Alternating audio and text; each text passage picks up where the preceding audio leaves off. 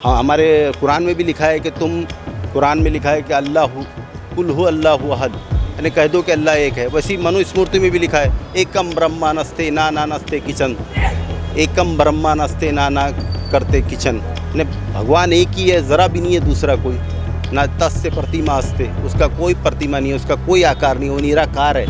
हम लोग हिंदू मुस्लिम मिलजुल के रहते हैं। ये हमारे यहाँ अगर कभी रामनवमी का जुलूस निकलता तो हम लोग शरबत बांटते हैं, माशाल्लाह हम लोग खुद उसका स्वागत करते हैं। और हमारा जुलूस कभी अगर जश्न ईद मिलादुन नबी का निकलता है तो वो लोग भी हमारा स्वागत करते हैं शरबतों के साथ में। सियासतों से इबादत करके बचाए रखो, कहीं कहीं कोई जाए अमान रहने दो। तुम्हारी बंदा नवाजी का शुक्रिया, लेकिन हमारे मुंह में हमारी ज़बान रहने दो। मेरा दोस्त है राजू गुप्ता करके, हम बचपन से वो इस मस्जिद में नमाज़ पढ़ा और राजू गुप्ता ने मैंने उसको लेके आया था यहाँ पर और नमाज़ पढ़ा उसने। वो अपने धर्म का हिंदू था लेकिन उसने यहाँ नमाज़ पढ़ी। मैं भी उसके साथ मंदिर गया, मैंने भी घंटी बजाई। हमारा कोई हिंदू भाई अगर आके बोल देगा हमारे को कि भैया ये लाउड स्पीकर से हमको प्रॉब्लम है, तो हम अभी निकाल देंगे। लेकिन हमको मालूम है हमारे हिंदू भाई को कोई प्रॉब्लम नहीं है, राजनेताओं को प्रॉब्लम है। उससे अगर ये बोला रहता कि सुप्रीम कोर्ट के नियम से काम करो तो हम उसको वेलकम बोलते हैं। उसने ये नहीं बोला, उन्होंने सीधा बोला कि लाउड स्पीकर बंद कर दो। घर की खेती है क्या उसकी? आप चाहते हैं कि इस देश के अंदर जो सिर्फ हिंदू मुसलमान होते रहे, सिर्फ आप महंगाई पे बात नहीं करोगे, बेरोजगारी पे बात नहीं करो, जो इस देश के जो सही मुद्दे हैं उससे भटकाने के लिए जो सिर्फ ये आज अजान का मसला है या लाउड स्पीकर का मसला है। अरे हमको क्या पहनना है क्या नहीं ये दूसरे थोड़ी तय करेंगे। अगर आप हिमाचल में जाओगे, उत्तराखंड में जाओगे तो आपको ये देखने को मिलेगा वहाँ पे जो शादी होती है वो पोलेंड्री करके जो है एक कस्टम है, उसके बिना पे जो शादी होती है। मतलब एक औरत परिवार में कितने भी है लोग हैं, जितने भी भाई है 5, 6, 8, 10 जितने भी भाई हैं, वो एक औरत सभी से जो शादी करती और सब उसके साथ जो है वो बराबर का जो है वो शरीक होते हैं, 1 by 1। उस औरत के ऊपर क्या बीतती होंगी कि वो 8, 10 लोगों के साथ जो है वो शादी कर रही है और उनके साथ जो है वो सो रही है। तो ये सुधार नहीं होना चाहिए क्या? ये सुधार होना चाहिए, इसके ऊपर पहली बात होना चाहिए। सुबह उठ के मंदिरों में आरती होती है, कभी मुसलमानों ने कोई ऑब्जेक्शन नहीं लिया कि मंदिरों में आरती क्यों होती है। अगर मेरा मंदिर के घर के बाजू में मेरा घर है तो मुझे कोई प्रॉब्लम नहीं ना। ये इस देश में संविधान ने, डॉक्टर बाबा साहब अम्बेडकर ने सभी को बराबर का अधिकार दिए। आज तक अजान से प्रॉब्लम नहीं थी। पता नहीं इनको 2024 का एक नैरेटिव सेट किया जा रहा है, हिंदू मुस्लिम करके जो है ये इलेक्शन को जीतना चाहते हैं। इसलिए कल हिजाब पे बात हुई, उससे पहले जो है गौमास पे बात हुई, आज जो है वो अजान पे बात हुई, कल कोई दूसरे मसले पे बात होंगी। कल ये भी बोलेंगे कि इस देश में जो है जो अगर मुसलमान अगर शादी करते हैं तो वो निकाह पद्धति से नहीं होना चाहिए, वो साथ पे लेना चाहिए। तो हम तुम्हारे हिसाब से नहीं चलेंगे। महाराष्ट्र की सियासत फिलहाल लाउड स्पीकर पर अटकी हुई है। राज ठाकरे ने अल्टीमेटम दिया है कि अगर मस्जिदों से लाउड स्पीकर नहीं हटते हैं तो मस्जिदों के सामने हनुमान चालीसा पढ़ी जाएगी। इस बयान पर वो आज भी जो है खड़े हैं। इसके बाद जो हमारे मुस्लिम बांधव हैं उनको क्या लगता है कि क्या मुस्लिम बांधव जो मस्जिदों में लाउड स्पीकर बढ़ाए जा रहे हैं, क्या वो सुप्रीम कोर्ट के गाइडलाइंस के हिसाब से काम कर रहे हैं, या फिर राज ठाकरे ने जो सवाल जो कहा या फिर जो बयान दिया, क्या वो धार्मिक उत्पाद पैदा करने की कोशिश है, ये जानने की कोशिश करते हैं। रिजवान भाई हमारे साथ मौजूद है। क्या कहोगे राज ठाकरे के जो स्टेटमेंट ने दिया है, आज भी उन्होंने कहा है कि हम उसी स्टेटमेंट में खड़े हैं कि अगर आप लाउड स्पीकर नहीं हटते तो हम हनुमान चालीसा पढ़ेंगे मस्जिदों के सामने। मैं राज ठाकरे साहब से पहले तो ये पूछना चाहता हूँ कि राज ठाकरे साहब को प्रॉब्लम किस चीज़ से है। अगर अजान से प्रॉब्लम है तो हमारा ऐसा मानना है कि अजान को सुन करके अजान से प्रॉब्लम जो है वो शैतान को होती है।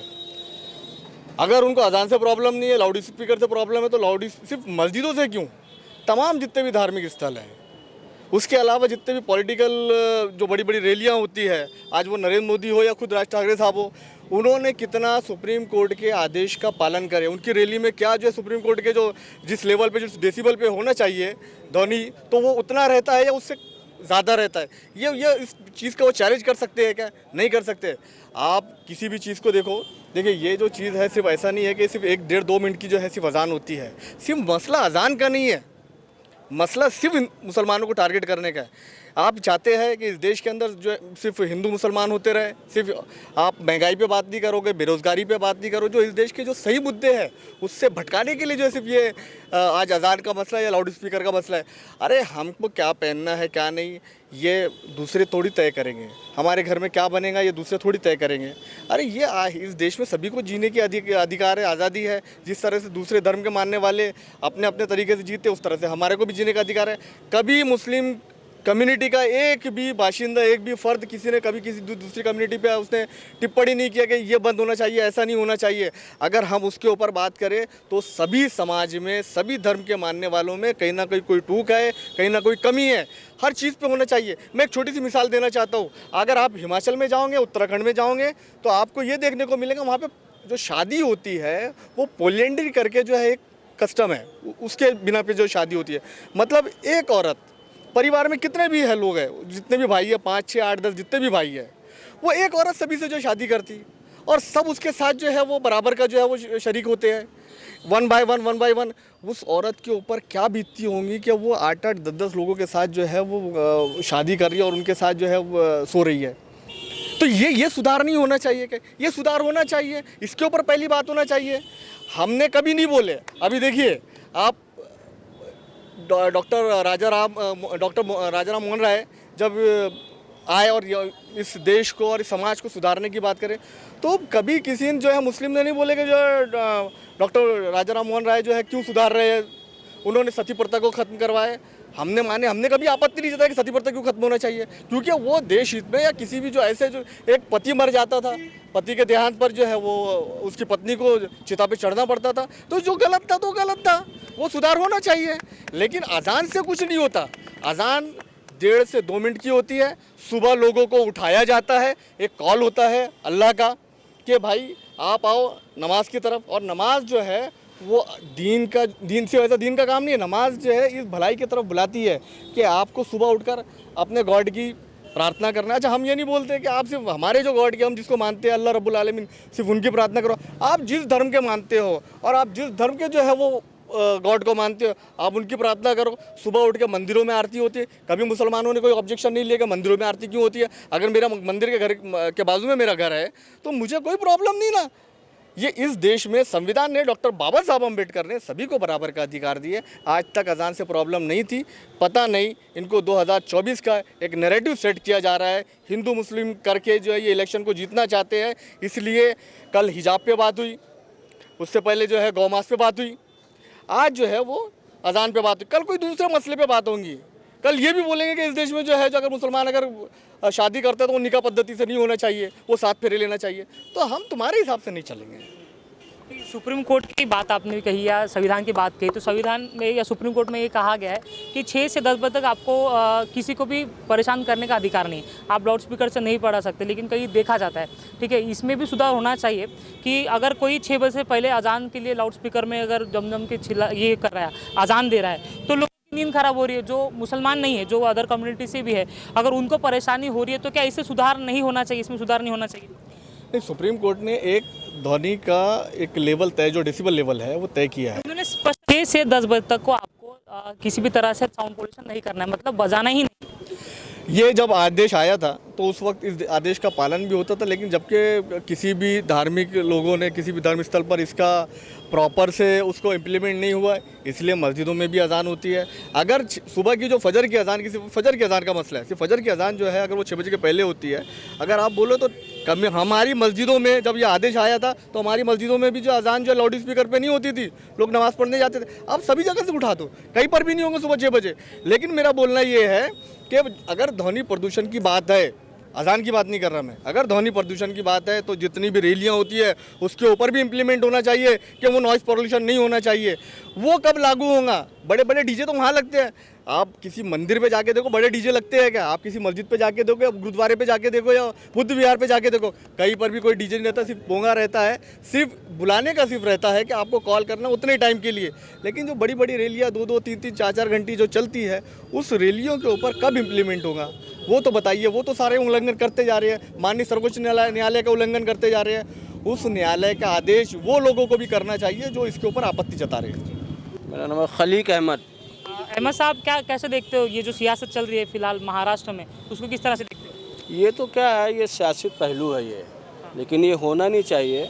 जो सुप्रीम कोर्ट की गाइडलाइन है उसके मुताबिक ही सारी चीज़ों पर अमल होना चाहिए, और ये सब सियासी मुद्दे हैं, ये चीज़ें होना नहीं चाहिए। ये वातावरण ख़राब करने के लिए ये सारी चीज़ें हो रही है, हिंदू मुस्लिम करने के लिए ये सारी चीज़ें हो रही है, इसको होना नहीं चाहिए। जिस तरह से सुप्रीम कोर्ट का नियम है, क्या उस तरह से मुस्लिम चल रही है? क्यों नहीं चल रही है, बराबर चल रही है। अजान का जो वॉल्यूम है उसको कम कर दिया गया है, उसको बराबर चल रही है। और हम तो अभी ये राज ठाकरे को क्यों बताना पड़ रहा है कि भैया सुबह आपको जो है आवाज़ कम करना पड़ रहा है, वो बोल रहे हैं इसलिए आप कर रहे हो। आज जो है कई मस्जिदों में आवाज़ कम करके जो है अजान किया गया। ये राज ठाकरे जी जो चल रहे हैं ये इनका अपना पर्सनल मुद्दा है, इनको करना नहीं चाहिए ये सारी चीज़ें। ठीक है सर, क्या नाम है आपका? हाजी मुनीर अहमद। अहमद साहब, क्यों राज ठाकरे को क्यों बताना पड़ रहा है कि आपका आवाज़ कम करना पड़ेगा? देखिए, राज ठाकरे जी की सियासत जो है बहुत नाकाम हो चुकी है। उनकी ना कुछ सीटें बची महाराष्ट्र विधानसभा में और ना उनके पास कारपोरेशन की सीटें हैं। और चूँकि अभी बम्बई म्यूनसिपल कॉरपोरेशन का चुनाव सामने है और उनको अपनी पार्टी को चमकाना है, तो वो मनसे के नाम पे ये अजान का मुद्दा उठा रहे हैं। और ये पूरी राजनीति है। सियासतों से इबादत कदे बचाए रखो, कहीं कहीं कोई जाए अमान रहने दो। तुम्हारी बंदा नवाजी का शुक्रिया, लेकिन हमारे मुंह में हमारी ज़बान रहने दो। तो ये जो है, हम जो अजान देते हैं तो सुबह में इसका मकसद क्या है? मकसद ये है कि जो लोग, क्योंकि आदमी को जो 4 बजे का वक्त होता है और 3 बजे का वक्त होता है वो गहरी नींद का वक्त होता है। आदमी को 12 बजे तक तो नींद नहीं आती, लेकिन 3 और 4 बजे की जो वक्त होता है वो गहरी नींद का होता है। इसलिए लाउड स्पीकर से जो अजान की आवाज़ जब घर घर पहुँचती है तो आदमी एकदम बेदार होकर उठता है और उठते ही नमाज की तैयारी करता है। अरे वो अल्लामा इकबाल ने कहा है कि वो शहर जिससे लरसता है शबिस्तान वजूद, होती है बंदे मोमिन की अजान से पैदा। अजान से ही सब कुछ है। तो अजान को टारगेट करके अपनी सियासत चमकाना ये बराबर नहीं है। आप देखिए, हिंदू या मुसलमान तो नहीं बोल रहा है कि भाई अजान लाउड स्पीकर पे नहीं होना चाहिए। पब्लिक बोल रही है क्या? पब्लिक में से किसी की भी आवाज़ नहीं है। खाली इन्होंने एक ऐलान किया और अपने कार्यकर्ताओं को आगे बढ़ा दिया कि भाई तुम जो है लाउड स्पीकर हटा लो, और लाउड स्पीकर हटा लो तो हम 40 हनुमान चालीसा वहाँ पर पढ़ेंगे।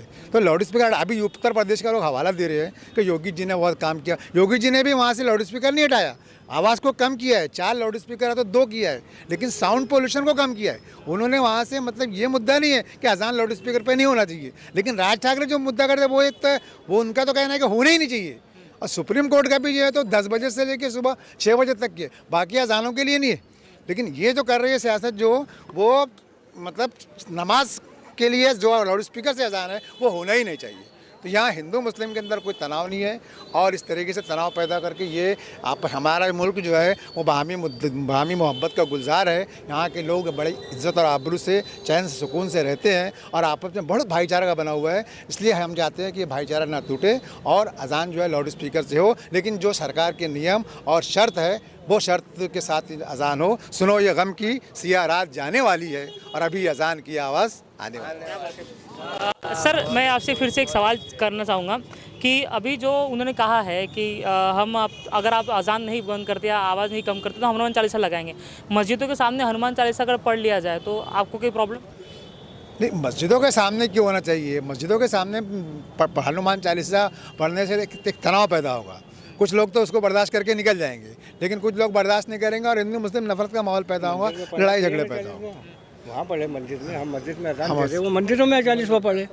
मंदिरों में क्यों नहीं पढ़ते? वो क्यों ये बोलते कि मस्जिद के सामने ही पढ़ा जाएगा? क्या वजह है इसकी?